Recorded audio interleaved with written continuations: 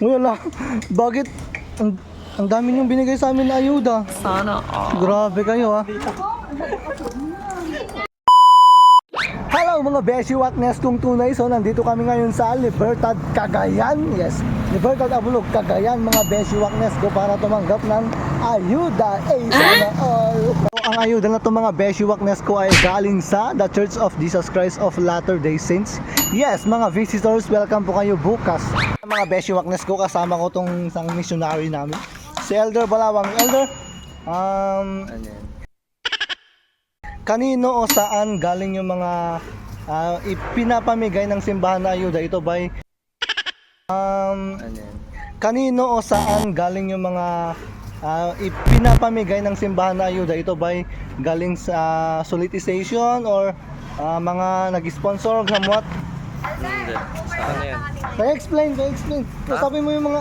Hindi ko alam yan. Wala. Alam mo yan. Alam ko yun.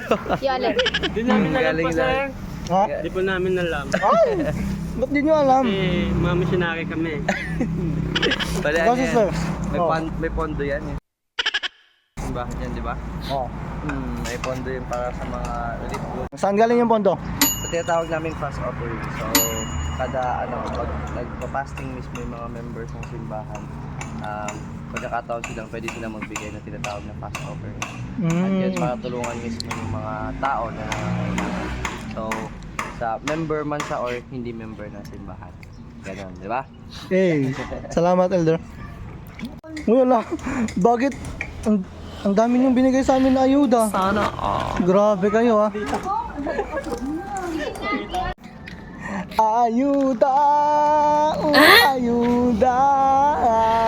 Sana all. Nagadut agsusungkya aggagayen kada kakaruba nagadut aggaapa. Hey, this song is brought to you by Birds 3 for entertainment purpose only. Hey. Mga Beshi Waknes kung tunay, napakaganda yung kumuha ng ayuda dito. Yung ayuda mismo ang naghihintay, walang pila-pila, yan. At may chance pa, may chance pa na i-deliver namin to mismo sa bahay-bahay nila. Sana So, all. ayun mga Beshi Wak, ongoing yung distribution ng food packs, pero kakain muna kami. Yung mga magnanakaw daw, Elder, galit sa kapwa magnanakaw. Eh yung may toyo, gustong gusto yung toyo. Kakaiba, no? Ha? Yan mga best, nagre-reklamo to, nailista pero iba yung pelyedo niya. Yung iba nagre-reklamo kasi hindi nailista. Siya nagre-reklamo kahit nailista. Iba yung pangalan niya, iba. Papapalitan daw, palitan. Hindi pwede yan. Sister Laling ko.